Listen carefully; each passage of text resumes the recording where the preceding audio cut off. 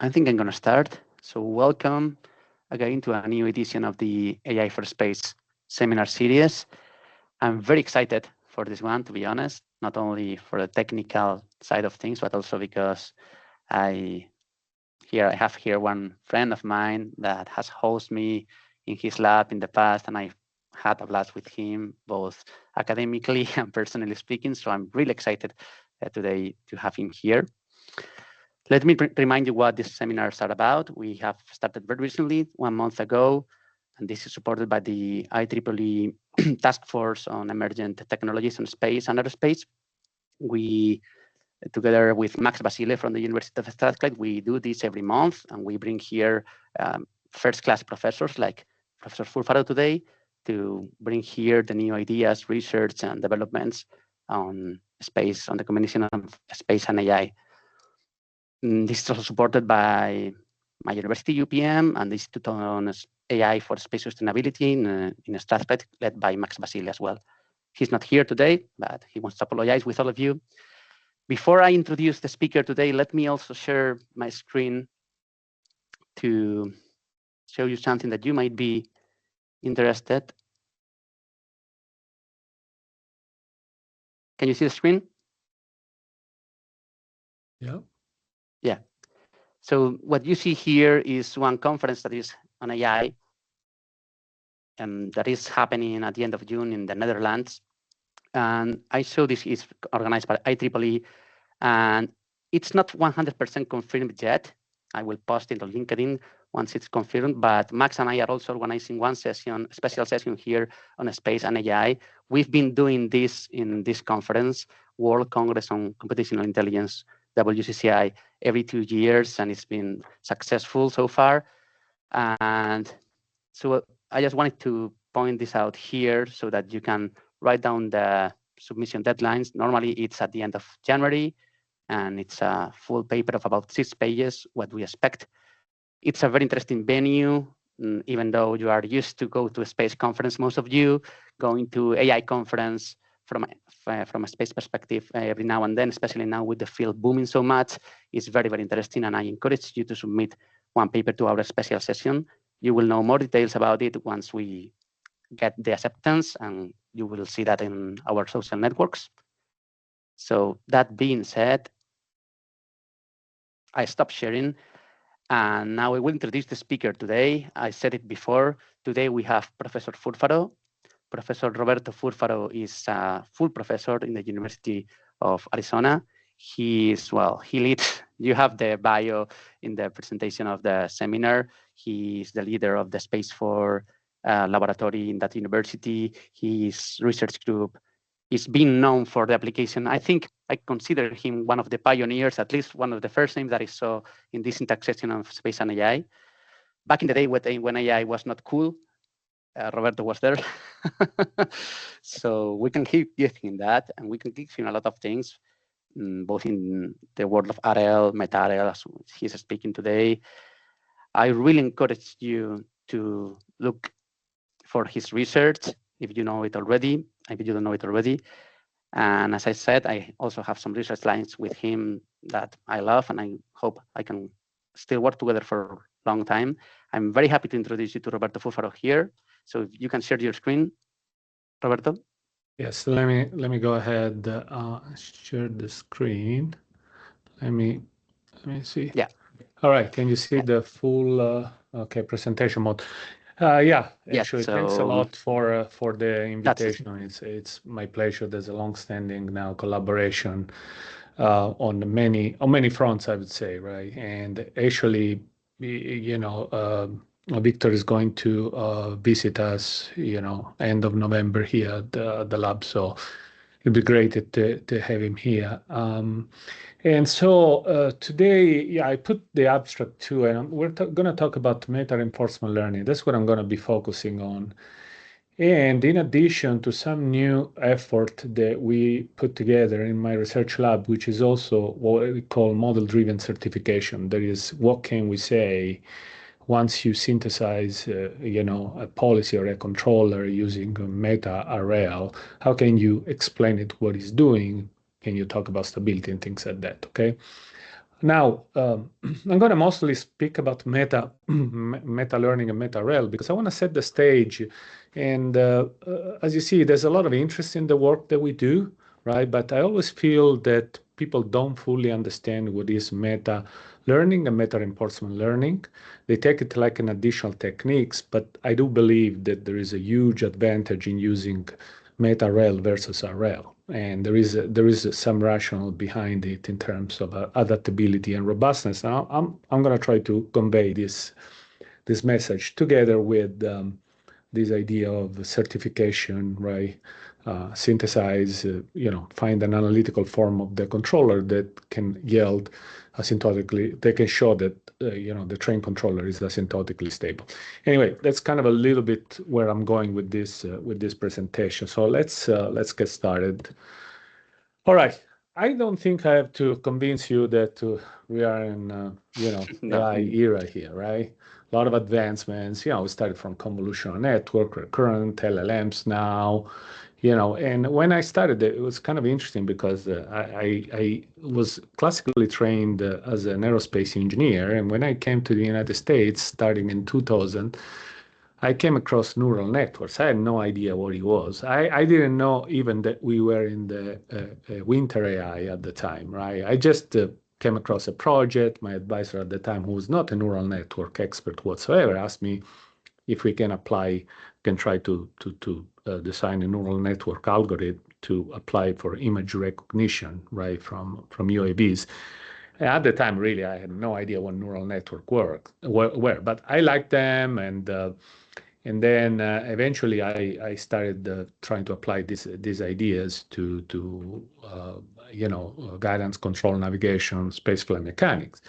And I remember when we started talking in the spaceflight mechanic community around 2010, talking about neural guidance, neural algorithms. These people, the community thought I was kind of crazy, and some of the papers initially were rejected many times because people were not understanding. But now there's an explosion of the field, likely so. So we have quite a bit of many years ahead in thinking about these problems, right? And I'm glad that now things are going in that direction. But there's a lot of challenges, right? Now, one of the major questions, especially for spaceflight mechanics, how do you use AI? Well, one thing that you can do is, for example, do GNC. Do you want to fly autonomous trajectory? You want to robustly adapt to uncertain model dynamics and so on, okay? But also you can use them for real-time decision making. For example, there's some work that I did in the past about space exploration and how AI can support real-time decision making in the course of exploration of Mars, Titan, and things like that. But today we'll focus specifically on meta learning, as I mentioned, and meta RL and certification with application to space autonomy. Okay. All right. So supervised learning, that's a standard paradigm for AI, right, and machine learning in general, right? What it means you need the training set, and training set means you have a teacher, right? And but the most important thing is that usually to train the new generation of models like large language model, or even the one before, the deep learning, standard convolutional nets, you usually, because they're large models with a lot of parameters, you need a large data set, a larger data set to be able to effectively train the system. And usually there is a rule. I remember when I learned this thing, the rule of thumb was that you need at least 10 times more data points than the number of parameters of the net. And if you're talking about ChatGPT like models, you're talking about hundreds of billions of parameters, and therefore you need a lot of data. Okay, but generally speaking, not all the time large data sets are available. And what do you do if you don't have it, right? Moreover, you might also have a problem of that your data set might have a long tail, right? That is, you have very few points, right, for a certain class of objects, right, that maybe you want to classify, okay? In addition, what if you want to train for multiple tasks, right?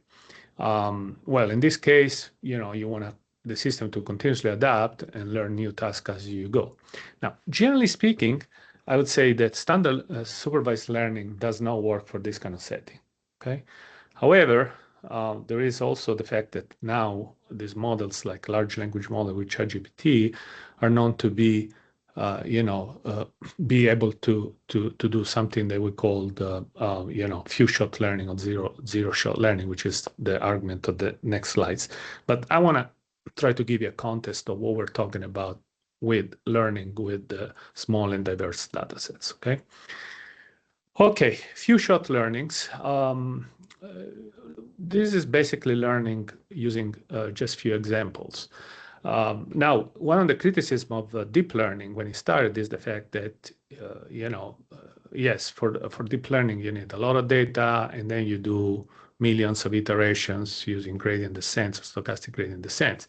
But we humans don't learn that way. Usually you give them a few examples, right? And you're able to generalize very well, right? And this is a typical example, right? This is called a three-shot learning. Let's say that you know nothing about painting, and I'll give you 3 examples for 2 painters. One is Braque, the other is Cézanne, okay? And then I give you a test set and say, hey, based on these 6 examples, tell me if this is Braque or Cézanne. What do you guys think? Right? I mean, I can tell you the answer that most of you guys, if you have a good, decent screen resolution, you will find out that this is basically Braque, okay? And it's not hard. It's just looking at the textures, the colors, and so on, and you identify that. So how do we do this? Because at the end of the day, we are meta learners. That is, we learn to learn. We don't train on a single task. We train on many tasks since we are born, and we do continuously that. Indeed, few-shot learning is an example of what we call meta learning. Okay, meta learning formally is defined as a system that is trained on a distribution of tasks, okay, where each task has a few examples. So you have many tasks with diverse goals, but you have only a few shots per task, okay? And this is what they call learning to learn. The other things that we do as a human is also what we call continual or lifelong learning, okay? Now, you not only train or you learn on a distribution of tasks, but also you continuously learn, right? And you learn from a sequence of tasks, and usually the task, basically you have a non-stationary distribution. Of course, these 2 things are kind of connected.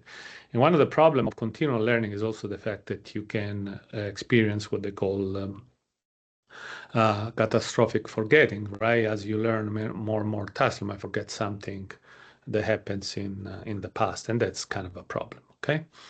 But we want to focus on meta learning and convince you, and eventually we'll extend this to reinforcement learning and the space application, show you why this is most effective.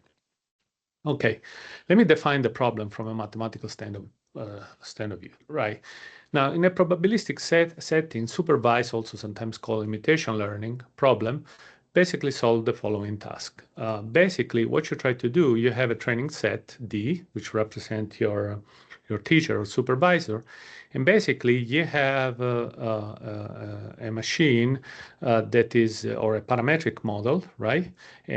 Defined by the model parameters phi. Think about the weights of the system, right? Of your neural network. And basically what you do maximum likelihood. You try to find the parameter phi that maximize the log probability of the parameter given the data. Okay, this is a typical Bayesian formulation of this, okay? Now, you can, from a practical point of view, what you do, you apply Bayes, you apply Bayes theorem, and then eventually what you do, if you have your data point, you put them here, and you do argmax on the parameters, summing all the data points where X is the input, Y is the output, okay? Again, this is usually what you do. You pick up a task, you pick a data set, you need a large number, and you train your neural network finding the weights, the parameter phi. What if you want to incorporate additional data? Well, if you incorporate additional data, one way to go is that augment your data set with the new data points and then retrain from scratch. Again, this could be a problem in the sense that, it's computation intensive, you have to retrain from scratch and so on. What instead, I want to train on different data sets. So just in the sense I have additional data, but the data do not represent necessarily the same task, right? For example, let's say that I have a training set that is a five class classification problem where you want to classify, for example, cats, dogs, lions, cubs, and so on. Okay. And what if now you have additional, and now of course here in this case you have only 5 examples, right? It's called the 5-shot problem. But what if then I have additional data sets? For example, I can have a data set D1, D2, D3, where D1 represent 5 classes, but now you have different classes, right? You have mushrooms, a dog, a face of a person, a piano, and so on, okay? Now it's a different setup because maybe you have the original data set D, which is trained for, to classify something, whatever it is. But then now suddenly I have a lot of other data that represents different tasks, each one, right? But the characteristic of this is that each data set has a different task or goals. Okay. All right. So how do we incorporate this, right? So how do we do this? Okay. Generally, what we want to do, we don't want to keep the additional data and keep training, right? But instead, what we do, we learn what we call the meta parameters data. Okay. So basically, what we try to do, we say, okay, I have a data set and I have what I called meta training set, which represent a set of few shots with many, many tasks, right? And I want to still find the parameters phi of my neural network such that basically I get information about from all different tasks. One way to do it is basically to summarize this training set in some theta star parameters. What I call this is basically the meta parameters. Now, the meta parameters basically carry information about the old tasks, right?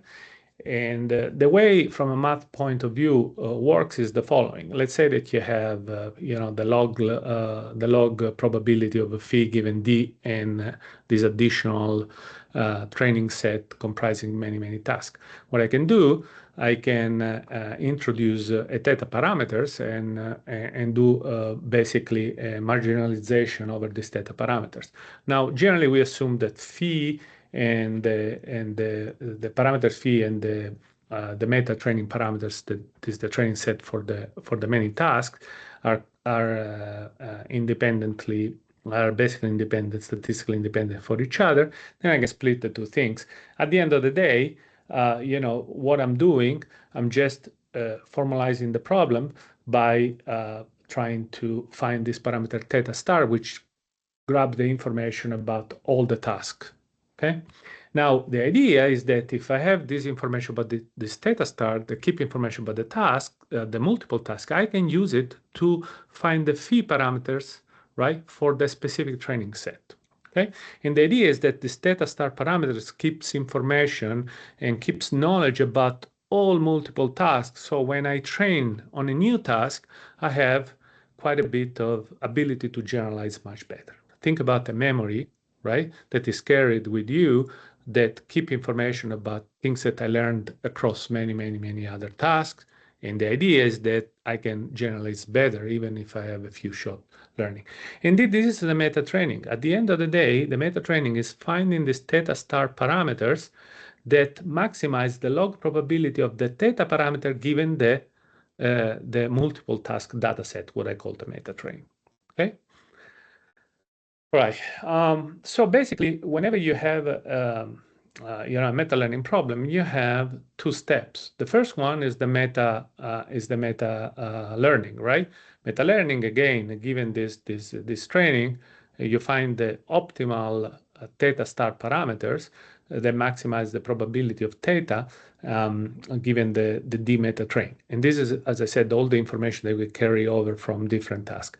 Once I have the theta star, what I do, I find the phi star. So I have a new data set, D, maybe comprising few shot learning. I want to find the optimal weights, right, that give me maximize the log probability of the parameter phi given the new data sets and the theta star parameters. Basically, at the end of the day, this theta star define a law, okay, a functional law between the new training set and the phi parameters, okay. And so basically, this is the way it works, okay? One way to think about this is basically instantiating a recurrent network. So, at the end of the day, what you're interesting for your task at hand that you want to train it with the few shot learning, you give them some input, right? And you get some output. And this is defined by this law phi star. Okay, phi star basically are the parameters of the neural network that you give them the X that I call test and output Y, which is, for example, a classification task. However, these phi star are found by, for example, a recurrent network that where you give the training set from this multiple task and you train to find the parameters theta stars that give you this phi star law. Okay. So basically, this is the kind of the way this works. You want to learn the parameter theta, the optimal, such that phi equal f of theta is good on the new test data sets. Okay, and so at the end of the day, it's a big optimization problem where you find the phi stars by maximizing again the maximum likelihood of this. The training set, or what we call the meta training set, is split actually in training and testing. And even the training data split in training and test data. So when you go through the training procedure, you basically do the same thing. You do kind of an optimization of the training set, and then you evaluate your loss on the test set, okay? All right, so the question is, how do we design these meta-learning algorithms, right? The first thing that you need to do is to choose a specific form of this probability of the parameter given the training set and theta, basically the form, okay? And then you decide how to optimize the parameter theta. So you have kind of sometimes a B-level optimization, although the things are just basically merging all together, okay? We generally treat this probability as an inference problem, right?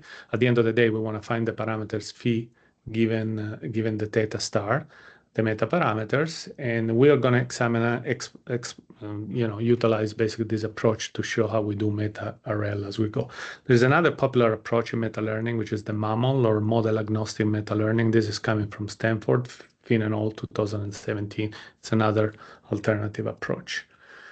Okay, moving forward, again, I just kind of summarize what I said earlier, right? You basically, at the end of the day, those are the steps that you have to take. You have a set of tasks, usually distributional task over probability, okay? And we sample the task, TI. Once you have the TI, you have, for the specific task, your training set, test set, okay? You run your training set through phi and compute phi, and then plug it in back in the loss and compute data. And you continue like this, right? Until eventually you're interested in determining the law that giving X will give you Y, okay?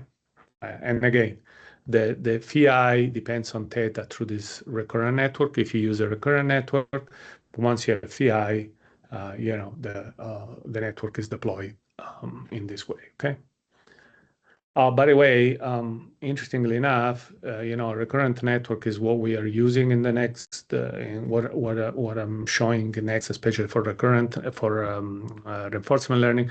But transformers are indeed meta learners, by the way, Okay, the attention mechanism and the self-attention mechanism instantiate exactly this approach. Okay, and that's one of the reason why they're so powerful. Okay, let's switch to reinforcement learning.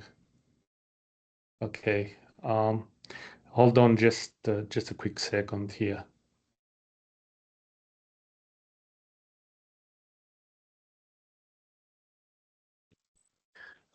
Sorry, I have my wife that has had surgery yesterday, so I want to make sure everything is okay. So, but let's push forward. Sure. So, what about reinforcement learning? Okay, reinforcement learning is a different way of learning, which is different than supervised learning. It's learning through experience, right? And basically, what you do, you interact with the environment. You have an agency that is defined by neural network policy, where theta are the parameters. You output an action. Interact with the environment transition from state S to S prime. The new state is fed into this, and you continue like this. And what you try to do, you try to maximize some sort of reward. Okay, and indeed, the optimal weights of the neural network try to maximize theta, find the theta that maximize the expected reward, sum of the reward over the trajectory. Okay, there are different types of RL. We'll focus on what we call policy gradients methods. I'll give you just a 5 minutes explanation of how this works. The vanilla policy gradient methods is what they call the reinforcement algorithm. Basically, what you do, you define a cost function or a reward or overall cost, overall reward function, where you try to basically, given a set of trajectory, you try to maximize the expected sum of the reward along the trajectory. Of course, this is an integral. You can split it in n trajectory, and for each trajectory, you have a set of n steps. So the optimization is fairly straightforward. You just have to compute the gradients, and there are ways here, where you directly can compute the gradients given the reward. And basically, the basic algorithm works like this: you start with an initial policy, you generate samples. That is, you run the policy and you collect the trajectories, right? You fit a model for the return that is this J, and then you compute the gradients, update the weights, and go on in a loop. Okay, so it turns out that this doesn't work very well because of the variance problem. Okay, and so people came up with a more standard approach, which is basically an actor-critic algorithm. Basically, what you end up doing, the policy, the approach, the loop is still the same, but instead of computing, it turns out that the best thing to do is basically once you generate this trajectory, you try to fit a value function into this, given basically the training data computed, during when you run the policy. You do a supervised regression, and eventually what you end up computing is something called advantage function.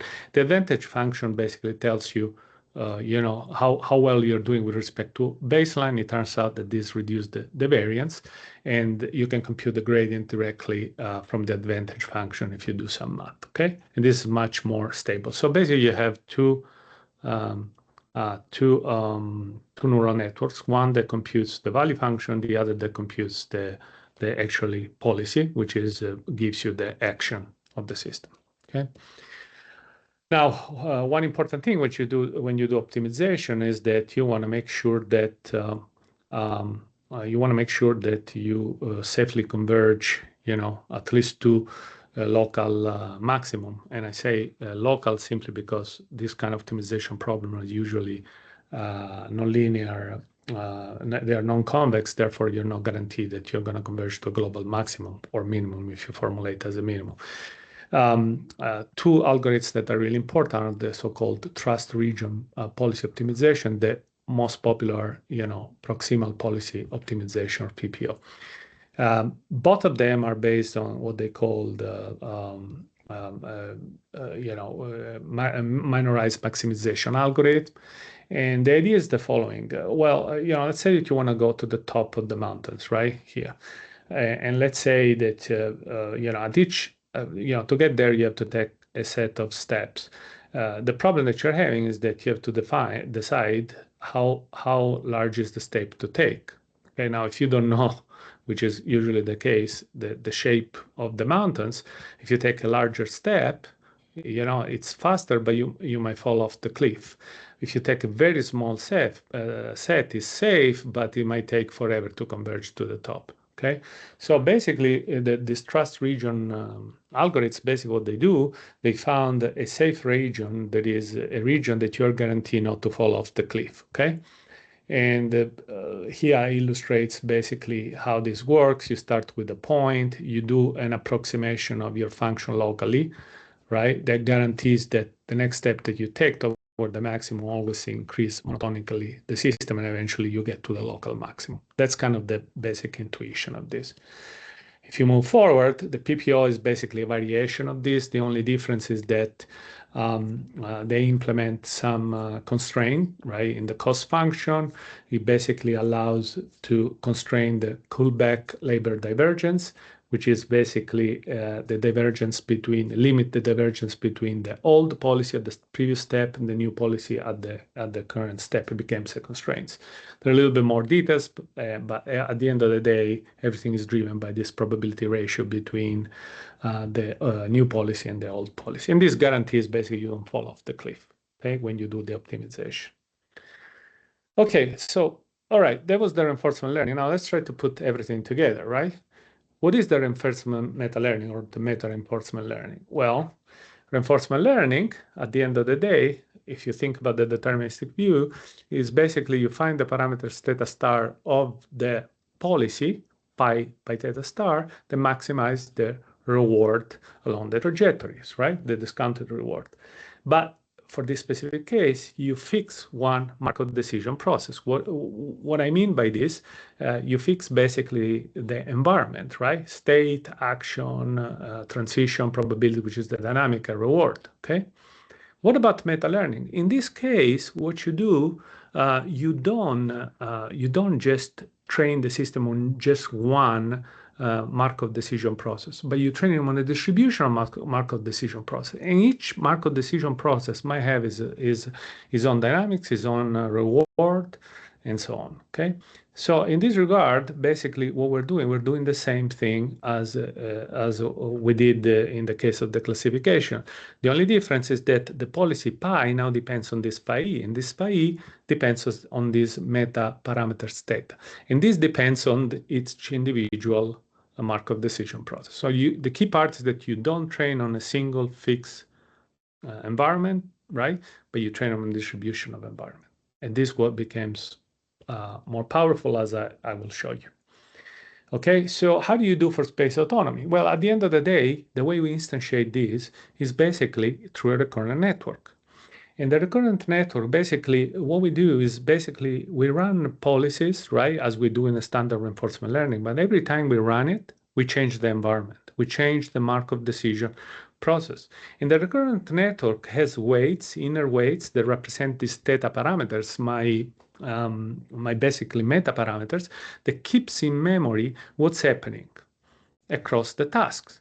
So that when I encounter a new task, a new environment, right, I adapt and basically can gather information to quickly learn and adapt to the new environment. And that's the overall basic idea. All right.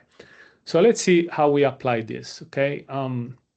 Now, we started this originally with using just deep reinforcement learning, but eventually we realized that we need to extend to meta-RL for robustness.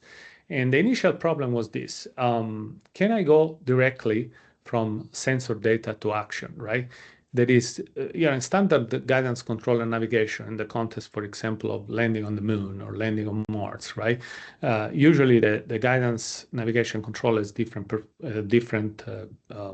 components. There is the navigation part that, given the sensor data, estimates the state. Then the state is usually passed to a guidance algorithm that tells you what is the acceleration command or the thrust command eventually needs to be generated. And this is passed to an autopilot, right, that eventually implement it and making that this is the case. Now, in our specific case, the challenge when we studied this was that, okay, what if I go directly from sensor data to trust action? Okay, can we do this? And the idea is to do that optimally, integrate attitude and trajectory at the same time, and also eventually integrate hazard avoidance.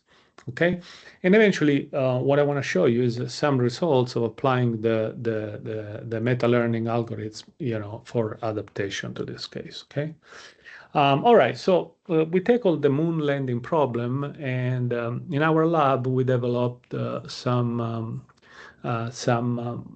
environment called visual environment, which integrates basically Blender with basically Python libraries for deep reinforcement learning, as well as dynamical models that we can put together, right? So we went on the LROC database. We took a digital terrain model of the Apollo 16 landing site, okay? And then eventually we put together in Blender a camera model, right? This focal length and resolution. And eventually we're able to, from this, generate images, as a function of the state, position, and velocity as you go down, right? Eventually, the idea, was to design a neural network architecture that, given a sequence of images, is able to generate a trust command. And the trust command is a closed loop, basically instantiation of the trust. And of course, if you follow the reinforcement learning, we need an actor critic. The actor is basically a recurrent neural network. You see here, you have two convolutional layers, plus a recurrent gated recurrent unit with 73 layers that eventually come up trust. As the input here, you have 32 by 32 8-bit images grayscale, and you have a sequence of 6 at a time. So you start from an initial position, you go down toward the surface. As you go, you take a sequence of images. The images, 6 at a time, sequentially are fed to the network. The network come up with the trust. And of course, as part of this, we also had a critic network that was needed during the training phase, okay? Of course, in this case, you have to set up the reward. In this specific case, the reward had the different components. What do we want to do? We want to land on a specific point. We want to minimize the control effort. And then we have additional terms like, rewarding for successful landing, step incentive. Most importantly, part of the problem is always the exploration, problem in reinforcement learning. Because the parameter space is very large, it's best if you try to guide the system toward, a successful solution. In this case, what we try to do for the reward, we target a velocity field, right? We have a velocity field. We establish this to be this way, okay? And basically, what the system does, try to track this velocity field. And the reason why we do this again is because of convergence reason. If you try to to set up as a reward, reward just for hitting a specific state, then you have a problem of sparse reward, which is really hard to make it converge. Okay. Let's see. So here's the results. By the way, this is a paper that we published 3 years ago, led by Andrea Scorsoglio here. And here you see a little bit the results. So what you see here after training, what do you try to do is basically the closed loop policy, what the system, the camera sees as you go down the surface. In this case, we try not to go down to the surface. For this initial case, we try to hit a point which is about 100 meter above the surface with the vertical velocity less than 10 centimeters per second. So you can do, eventually in the second phase, you can go down. The reason why we didn't go in this initial case to the surface is just for the resolution purpose. What you see here is the training curve, okay? For the training curve, that's kind of the interesting. The red one is the mean one, mean reward during training. But the green part instead is the minimum reward. Now, this is the kind of the interesting thing. The minimum reward oscillate quite a bit. And keep in mind that the way we do meta-RL in this case, and I should have mentioned this, is that every time we roll, basically we deploy, we generate, we go through the rollout phase, that is, we generate the trajectories, we change the environment. We don't change it dramatically, but we change it slightly. For example, we simulate failure of the thruster. We change the dynamical properties of the system, right? We include perturbation at different level, both in navigation, let's say, and you know, on the images and on the trust implementation. So every time, so what happens is that every time he sees environment, sometimes he completely collapses because the reward goes down because, you know, he never seen the environment before, but eventually recovers. You see, this oscillation is basically the meta learning at work. The interesting part is that notice that I pretty much converge here to the maximum reward pretty much after I would say after 5,000 iterations. So you're talking about going from millions and millions, if any of you implemented deep reinforcement learning, you know, usually the epochs that you need to run this is order of millions. Here we're talking about went no more than 20,000. Okay, this is because meta learning implement this few shot learning kind of approach, and it converge much faster. In terms of performance, it's very nice because we got an accuracy of about 1 point mean accuracy of about a meter, okay, and velocity is less than 1 meters per second, okay. You can see some more details in this paper. Moving ahead, I'm just gonna go fast on this. I wanna show you some things. We also implemented integrated reinforcement learning with what we call landing site selection system. What we design integrated in the loop a UNet that is able also to generate a safety map out of this that can be fed into the system. And as you go to the surface, evaluate the map and steer the system toward the safe approach. This is the 6th DOF now at this point. We published recently, actually in May, in a neural computer for application, this paper, if you want to see more details here. And here you see a bunch of Monte Carlo simulation that shows that I always land on a safe region, which is white regions, right? Dynamically computed in a closed loop fashion by the reinforcement meta learning algorithm, okay? We did quite a bit of additional work on this. An example here is a paper written by Lorenzo Federici here in my team. If you're familiar with the DART mission, basically the DART mission was basically an intercept of an asteroid, you know, which was the Merphos, which was part of a binary system asteroids, and this was something that was you know, commanded by the ground, and it was successfully intercepted. I believe it was 2023. We basically reproduce the dynamics of the missions, right?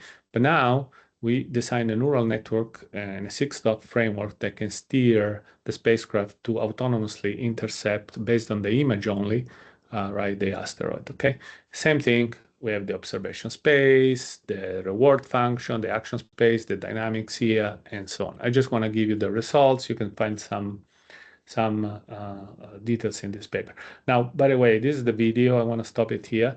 It's a 4 hours maneuver system, but this compressed in what is it, in 20 seconds, right? So that's why you see it wobbling, right? But you will see that this is what the network sees, is the camera images, but this image is continuously fed and the system trusts accordingly. Here you see the trust profile. I'll show you what's happening here. As you go in the 4 hours, you start seeing the asteroid binary system. And as you go forward, you know, it's going to intercept the small one. Start it and boom, and hit it. This complete closed loop. As I said, we had 2 versions. One was a 3-DOF and the other 6-DOF. And this is a little bit the accuracy of the system, okay? And the interesting part is that he mimicked some of the thrust maneuvers, you know, that were planned, you know, on the ground by this, okay? All right, I think I have a few minutes more. I want to just point out the certification. Now, of course, the meta-RL has a lot of challenges, right? First of all, you know, usually this meta-RL for closed loop GNC in the spaceflight dynamics usually needs to be simulated in a training needs to be basically trained on a simulated environment, because basically it's almost impossible to train them in an operational environment, right? And part of the problem is also certification. Those are nonlinear. Out of this, you got a policy, which is a nonlinear controller. And the nonlinear controller, by standards, are not certifiable because certification requires basically a linear matrix of performance, like gain and phase margin. So what do we do? So there are some needs here. One is safe RL and meta-RL, methods to constrain the behavior during the training scenario. There's some work done in this regard. Trustworthy certifiable RL. You need methods to ensure convergence and performance guaranteed. And here I highlight physics-informed neural network. And also there is a problem of transfer learning. Can you transfer from sim to real? And this is another problem here. At the end of the day, what you really need is something that is a model that is really accurate. And basically what you need is a digital twin that continuously is updated and can train and retrain this environment, okay? All right, let me tell you a couple of things that we've been doing in this regard, okay? As I mentioned, stability of RL-based agents is rarely studied and certified. So, and this is needed for wider adoption. So we need a systematic procedure for ensuring theoretical guarantees during and after training.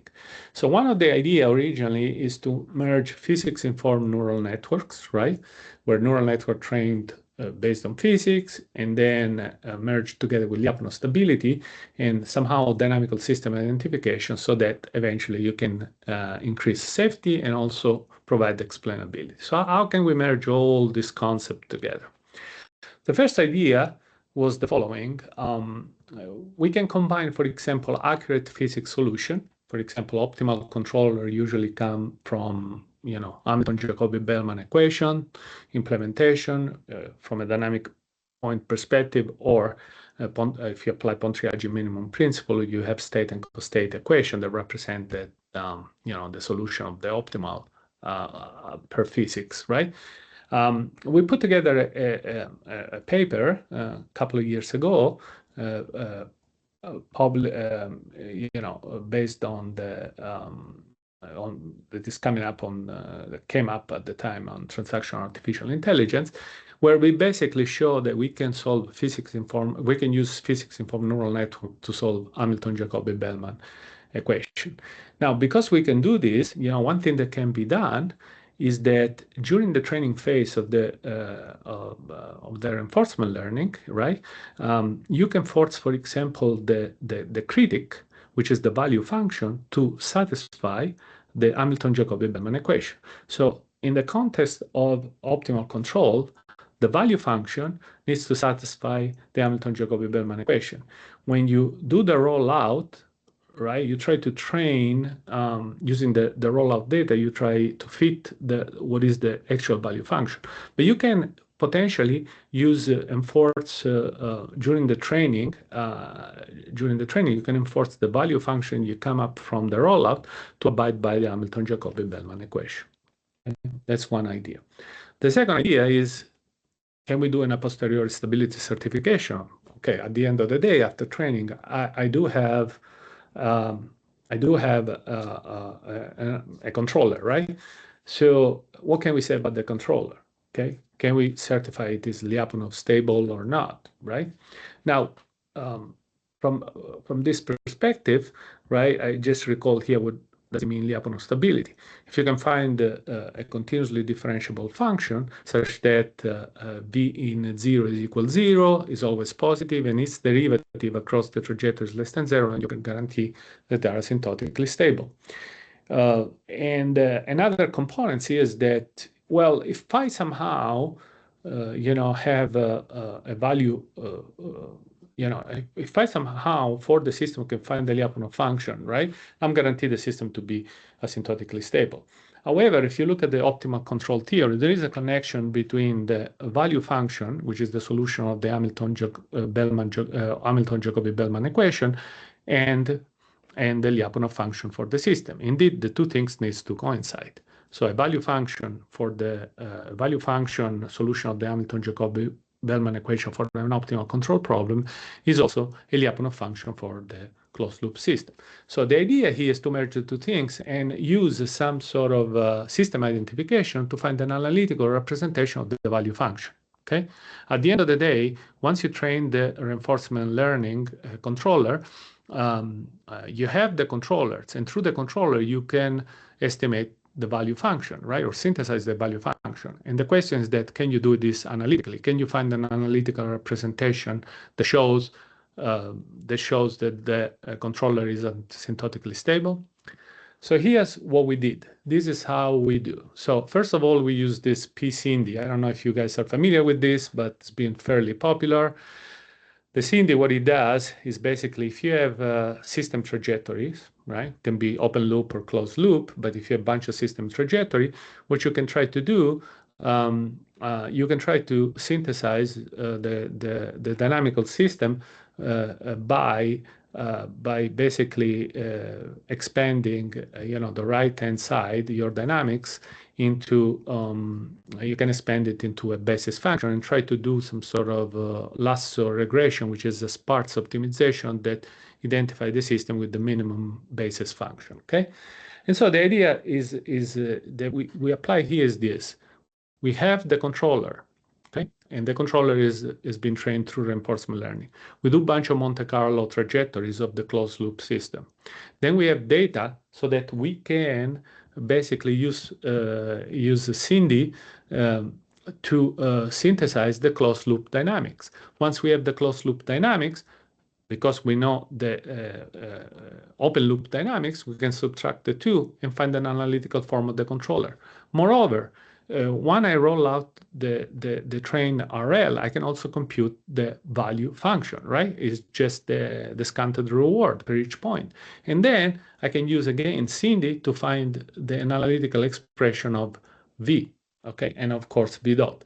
Now, if V can be, if V is shown to be a Lyapunov function of the system, then the system is automatically stable, okay? So we do a stability certification of RL-based controller this way. We have the RL output agents, and we find the V dot, we do integration, find V, okay? And we probabilistically show that indeed V is a Lyapunov function for the system. We did an example here. I'm just putting an example which is already old, by the way. We are submitting a paper to Journal of Guidance and Control with new results. But for illustration, now I show you this example. Basically, this is an attitude control problem for an axisymmetric satellites, right? Basically, you have an axisymmetric satellites, and you try to basically find the controller that drive the system from one position to another optimally, right? That minimize the quadratic cost.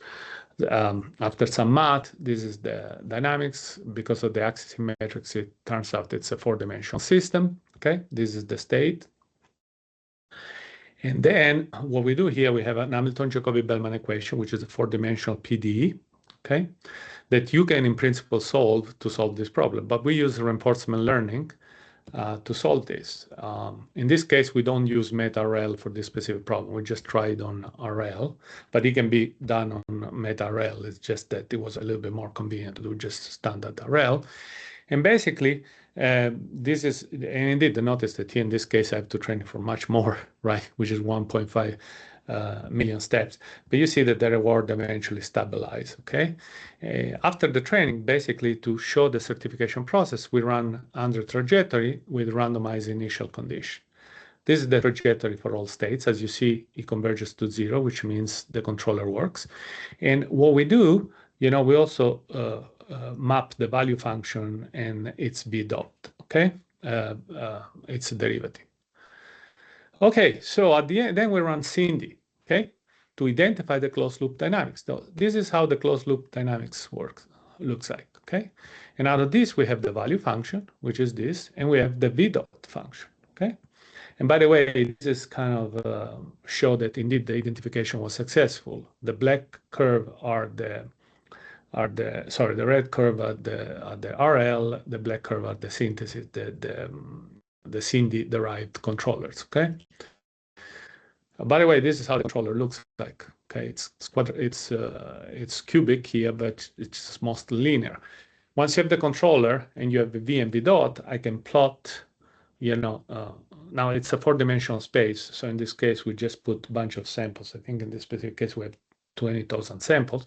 And we show that everywhere is v is positive and v dot is negative, which guarantees stability. Now, we did quite a bit more work in the new paper. So we're submitting, hopefully in the next few months, it'll be successfully published. We did quite a bit of things there, more probabilistic analysis, for example, on the probably on the Pack bounds and some other probabilistic bounds that gives you the confidence about v and v dot. And I do think that this is kind of a promising way to show that explainability and a posteriori certification of this system. Okay, sorry, I just went a little bit above the time I was thinking about it. Yeah, we show also something about v and v dot. I just put here just a bunch of papers that we did in the past few years, right? But you can also Google me up and find some papers. So let me know if there is any specific interest on this. I want to stop here and maybe give some time for questions and go from there. Okay, thank you so much, Roberto. Big applause, round of applause. Nice presentation. So now it's time for questions. And as I said before, you can use the chat and we'll answer with the questions first come, first served. If you, for some reason, want to explain longer, have a longer comment, you can raise your hand and I can unmute you. So we will start with Miguel Vélez Reyes, who's asking, good beings certifiable require a condition stronger than asymptotically stable, something like exponential stability? I don't know if you can read the question. Yeah. No, I can't read it for whatever reason. I don't know, but it's okay. Yeah, sure. You can enforce. Yeah, you can enforce that as well, right? As I said, I didn't show it here. Just here in this paper, in this presentation, I wanted just to give you an idea. Okay, you can enforce different level of v dot with some bounds, and actually you can even enforce finite time stability in many cases, right? It's just a matter of the way you kind of try to derive the Lyapunov function for the system. For example, for finite time stability, for finite time stability, you want a v dot to be less or equal than minus r of v, where r of v is a function of the Lyapunov function that satisfies certain conditions. You can certainly do this, right, and push it. For this specific case, we want to demonstrate that this is possible and this is a viable approach. Okay. Okay. Thank you, Miguel. We have a question by Shuai saying, thank you so much, Professor. One little question. Could you provide an example of how, during meta-learning training, we optimize the combination of different loss functions for different tasks to achieve optimal results? For example, if one dataset is designed for super resolution and another dataset is designed for classification, how can we effectively use both datasets for super resolution? That's a good question, and I do not have a specific answer for this specific problem because I haven't thought about it. Maybe he thought about it, but if I go back, actually, let me share the screen again. Good. Go ahead. If you see this, okay, let me go. I think the key part that needs to be understood is that specifically for the meta-learning, let's see. The way it works is basically, actually, let me see if I have a better formula here.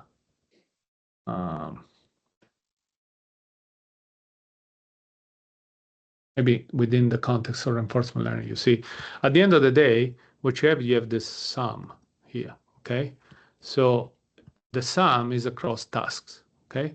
So when you find the theta parameters, right, you have to optimize on the sum of the loss function for each individual task, okay? And this happens at every steps, Okay, so for your specific problem you're talking about, if you can find, right, a loss function associated to the two different problems, what you do at each iteration, right? So basically the way it works is that at the previous step you have your theta. You find your phi for each individual task, which represent this, in this case, MI if it's a Markov decision process, but it's TI if it's a classification regression task, and you find this phi. You plug them back here, and this is the sum of the loss function across the two different tasks if it's only two tasks.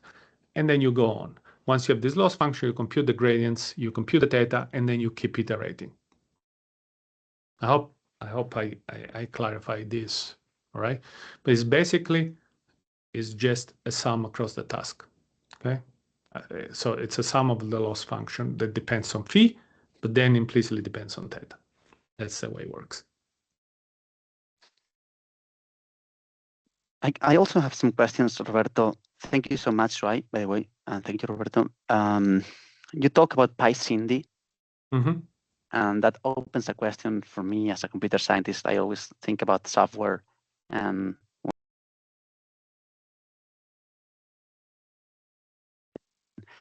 if there's a new grad student that's going to start in your lab for 3+ years, you showed in one slide future needs that the field has and that you would be interested in researching, and that's very nice to see.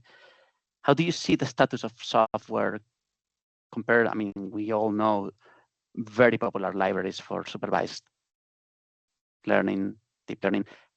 How is the situation for MetaRL and in general, and more specifically for things related to space, like simulation environments, seem to real gap?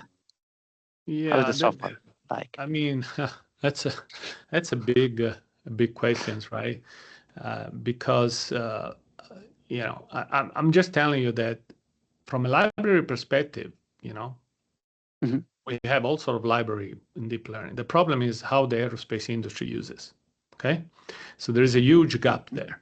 Okay, and I'm not talking about the simulation environment. The simulation environment, you know, especially companies or you know, they do have ability to simulate high fidelity, right? They're all going toward digital twin, right? They represent, you know, the different that represent the most accurate environments that you can have if you want to. You know, and the interesting part is that they are continuously updated, right? If they want to follow the life cycle of a certain products, right, or certain assets or whatever. The problem is the integration of that with the RL library. There is a big gap there because they're not used to, and part of the gap there is related to the certification and explainability. So there is a gap there, if it makes sense. Yes. In terms of software, as I said, there are a lot of nice techniques, right? SINDy is one, but there are limitations there, right? For example, limitation of SINDy is the fact that you have to set your basis function, right? And the system will try to identify the system within the basis function you provide, okay? The more you provide it, the larger is the optimization problem, you know, and then you have issues like that. There are other libraries, for example, for symbolic regression, the PyASR, you know, that works on a genetic algorithm. Pi symbolic regression. And that was more powerful, but because it doesn't, you can set up a class of function instead of a specifically basis function. The class of function can also do nested function inside, right? And it uses a genetic algorithm to do the optimization, but it's a huge computational effort there, right? So I think the tools from an academic perspective are there, right? What's missing is how do you import it so that these things can really applied practically, right, to problems of relevance in industry. To industry. Yeah. Now, one thing I want to mention though is this: there's been a lot of criticism in general to RL systems, just purely RL. And there is still. Yeah, the criticism is not just, as I mentioned, the fact that they're not certifiable, right, with the current standard, but that's a problem with any nonlinear algorithm, right? They certify using just linear metrics, which is not suitable. The problem is that they found that they are brittle, Okay, they tend to be brittle, like especially if there are delays in communication, they tend to. Now, MetaRel should solve this problem because MetaRel is also the fact that you train them on the distributional task is much more robust and adaptive, and we're seeing this on a lot of other projects. There is other projects which I cannot talk about it, but they're restricted. But we are seeing quite a bit of things there, you know, in terms of robustness, and you know, part of the thing is that the MetaRL enables basically much more capabilities in terms of generalization. I do believe that close the gap seem to real. Okay, but again, there is still a gap of industry. You know, not understanding what's happening. From a pure software libraries, they are there, but they're not using it for a lot of reasons. I understand. Academia and industry, that's the key here for software. So let me continue with a question from Xin Chen from University Rey Juan Carlos in Madrid. She says, thanks for the great talk. That is very motivating. Here I have a conceptual question.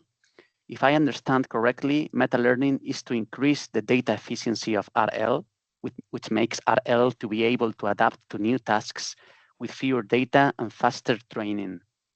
If it's not correct, please correct me. Then for data efficiency, it's correct. Then for data efficiency, I could naively also treat as model-based learning and Bayesian methods as candidates. Could you compare them, so model-based learning and Bayesian methods with MetaRL? How do they compare to each other? Well, model-based, right, means you know, that's another way of doing reinforcement learning, right? In this case, what I do model-free, right? Model-free meaning that the model is in the simulation, right? But it's not explicitly accounted in the algorithm. The model-based, right, specifically, what you do, you fit, you know, the data as you go so that you learn the dynamics and you employ this information of learned dynamics into your algorithm, okay?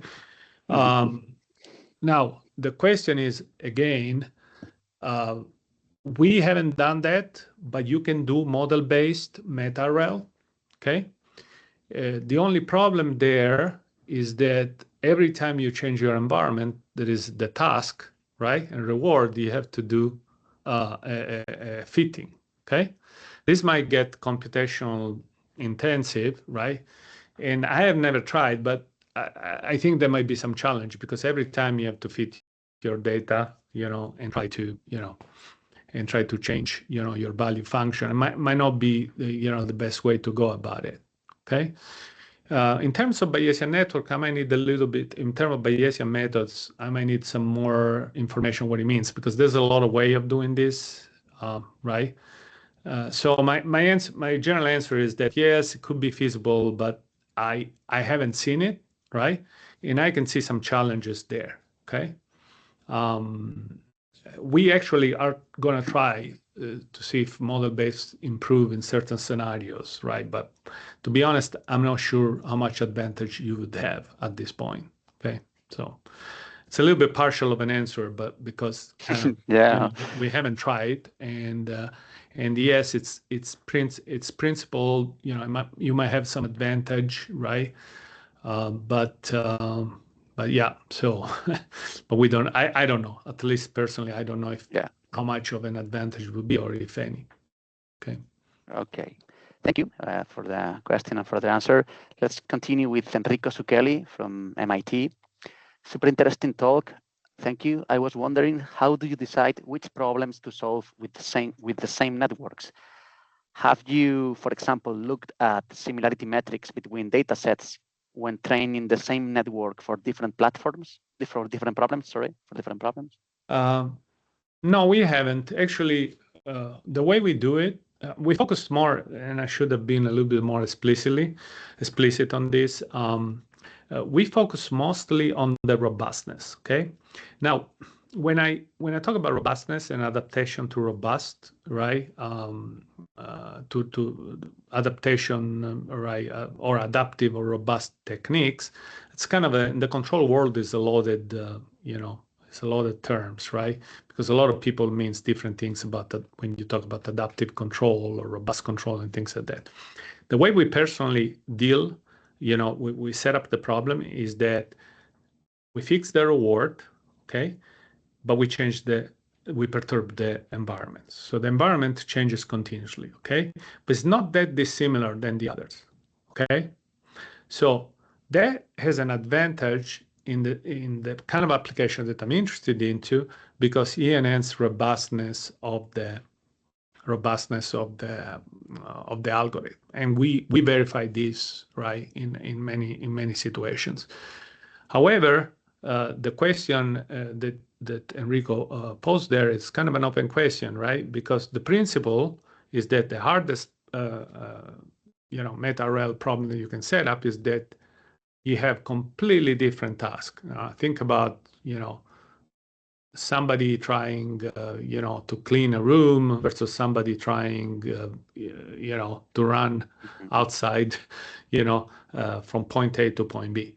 In principle, you can train, you can set up the problem that way, okay? But that's the hardest problem. And then, the claim of meta-RL is that it should be able to adapt to this distribution of tasks. Now, how close to how effective is the adaptation if the tasks are completely different? I think is problem dependent and task dependent, okay? So similarity measures, if you have it, can help, okay, at least to constrain the problem, right? But the idea of the meta-RL is that the task can be completely different, right? Personally, we know the problem of robustness when we perturb the environment. We have an idea about the distribution of environments that we're dealing with that are not that far away, but we can quantify in terms of perturbance, in terms of uncertainty percentage with respect to the nominal environment. Let's put it that way. Cool. So thank you. So next one is by Sungmoon Choi from Iowa State University. Yeah. It says, thank you for the interesting presentation. I have two simple questions. First, I was late due to back-to-back late, so I might have missed. I am wondering, RL can guarantee optimality? It's a question. I believe the reward generally associated with feasibility or constraints, but can we add the optimality unless it is expressed in Hamiltonian? And the second, do PIN, so physical informed neural networks, converts well, although its solution is not unique? For example, a case of boundary value problem to solve using PIN, then it may have multiple solutions. In this case, PIN should work well. All right, so let's tackle one at a time. RL has only local optimality guarantees, and the reason is because those are nonlinear or nonlinear. Those are non-convex problems. No matter what, whenever you set up the problem with RL, unless you have a specific linear dynamics and the quadratic, quadratic cost, that's always the case. So the PPO algorithm that I probably Sungmoon didn't see it earlier if he arrived late, guarantees only monotonic increase toward the local maximum. Okay, so this is the only thing that you can guarantee from an numerical algorithm point of view. In terms of optimality, from an optimal control point of view, the way we think we can implement optimality is, as I mentioned earlier, doing physics-informed neural network using the RL training. And I mentioned that earlier. Basically, when you do the critic, when you try to train the critic during the rollout phase, you impose that you have an Hamilton-Jacobi-Bellman equation associated to that. So the idea is that eventually you're going to try to get V as close as the Hamilton-Jacobi-Bellman equation. The problem is that if the system is complex, right, you may not have, it wouldn't be easy to formulate even the optimal control problem, okay? So you cannot strictly guarantee the optimality simply because maybe you don't know what is the exact Hamilton-Jacobi-Bellman equation. If the system is perturbed, if the dynamic is not known, right? The only thing that you can do is simplify the problem and find the closest you can find the Hamilton-Jacobi-Bellman equation, but it's not going to be exactly the problem that RL is going to solve, simply because RL anyway is stochastic in nature, right? And Hamilton-Jacobi usually comes from deterministic, dynamic programming kind of approach. In terms of PIN, again, with PIN you have the same problem. It's still an optimization, right? You try to minimize the residual, right, of a certain differential equation. Again, this has to with the uniqueness and existence and uniqueness of the solution for the specific differential equation that you're dealing with. If this is unique, then you can, in principle, right, you can in principle converge to the solution. The problem is that then you have the optimization problem that might be anyway non-convex. Then no matter what you do, even if the solution is unique, you might not have any guarantees there. I mean, that's kind of the problem that we're having with optimization, right? There is some proof that we did with PIN in my lab. We haven't actually published that much on that, right? Which is some proof of convergence, right? But that's as much as we can say.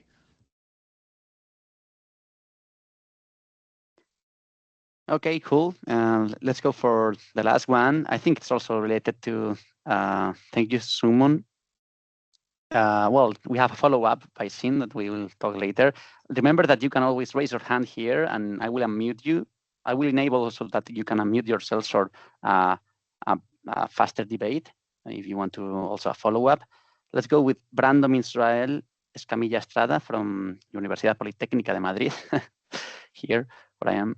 So he says, thanks for the talk, Professor Furfaro. It was really interesting. I wanted to ask your view on how to interpret pins. Do you see them mainly as a way to add physics-based constraints to neural networks, or more as a method for solving the underlying equations and reconstructing missing data? Yes, it's kind general of interesting. View, yeah. Yeah, it's kind of interesting because the first time that PIN was introduced, right, by Raisi et al., there's a paper 2019. The idea was that, you have data, you have physics, and then you put two laws all together, right, and try to do a balance between the data and the physics, right? Then eventually, as you move forward, people start using it, including ourselves. Actually, as a matter of fact, we solved the optimal control problem as a way to solve the differential equation that underlying the problem. And the way we do with RL here, right, where we take physics informed during the training, is kind of is in the original spirit, right? So on one side you have the Hamilton-Jacobi-Bellman equation that represents the physics. On the other side you have the value function you collect during the rollout, during the optimization, which are data, okay? So again, it depends on the problem, right? I think the ideal situation is that if you have data, you buy physics and you use the physics, you try to merge both, together. Because one of the criticisms when I started actually working on this, presenting the neural networks to the spaceflight mechanics community, was the fact that, hey, those are at the end of the day, in supervised learning setting, you're trying to learn an underlying relationship between input and output. But how do you know that relationship abide by physics? So physics informed solve that kind of problem, right? For example, recently we also published some stuff related to orbit determination with physics informed, and that is an example of merging the two things. We have data that we collect with telescopes, right, where we track some objects, and this data, are employed together with the equations of motion to fit the trajectory, right? So we make sure that the data that we get are not disconnected by the physics, right? So it all depends on the problem, right? So, and I think there is a follow-up comment. It's a follow-up. Sin, you might want to unmute if you want to ask yourself. Otherwise, I can say it. I don't know if you want to. Okay, cannot. Okay, I will say it. It's fine. I think she says. I think that probably what I have said was not perfectly correct. Meta-RL is not only for data efficiency, but also for robustness. Yeah. Model-based methods could be better for data efficiency, but to achieve robustness, you will still need to go for meta anyway, right? Meta-RL wants to generalize RL results, which leads to both efficiency and robustness. Yeah, I think it is correct. I was pointing out that we started trying model-based, right, in a different project, but we don't have yet results to present. My encouragement is to try model-based RL with meta-RL, okay? I was originally planning that they might be a little bit more computationally intensive, okay, because you have to fit the model. You have to continuously fit different models. But I think it would be an interesting thing to take a look and just maybe potentially compare it, okay, with the standard with model-free meta-RL. That could be an interesting thing to do. I was told too about in terms of robustness, a concept that one PhD student introduced me is adversarial RL, which is when you were talking in one of your papers about changing lighting, including perturbations, for each environment. What I think that adversarial RL is something like that, but dynamically during the episode. Yeah. Like you try to make the process of landing harder, like with dynamical conditions that change from episode to episode, but not in the settings of to begin with, but during like a kind of a dynamic data augmentation. And that's also very interesting to improve robustness. Yeah, maybe we can. I hadn't heard about it. Here you go. We have another project, adversarial meta-RL. Adversarial meta-RL, yeah. It's a matter of buzzwords. I mean, this could be an interesting approach. Yeah, I think adversarial RL is kind of in the spirit of GAN, right? Where you have this, these two networks. One is trying to fool the other one, that increase robustness, right? So adversarial network works in that specific, but I don't see why it cannot be extended to meta-RL, right? In a way, it's all about generalization, which is the key of learning. I think that what I always liked about meta-RL, and I do think that unfortunately the spaceflight mechanic community doesn't fully appreciate, and I hope with this seminar maybe we try to kind of, at least the people attending might be more interested in have a better appreciation about what is this, because many times meta-RL is highly cited, the papers that we do, but they almost cite like another technique, okay? I do think that there is a value in terms of that efficiency and robustness for the closed loop controller associated to that, okay? And there is more, in my opinion, to be done there. One other thing that I haven't mentioned in this that we started is also using transformers as meta-RL. There is a paper that recently, a couple of years ago, came out where claims that, and I agree with that, that transformers are meta-RL algorithms. And it's simply because, the recurrent layer is replaced by the self-attention mechanism, right? Which acts exactly as an RL, as a meta-RL if you change the environment, right? You gather information. So the multi-head, self-attention model act as basically, generalization across tasks. Okay, and there is some paper that started looking at transformers as meta-RL. As a matter of fact, a year ago we haven't published a journal paper, but there is a SciTech 2024 papers where we try to implement a transformer-based meta-RL algorithm for lunar landing.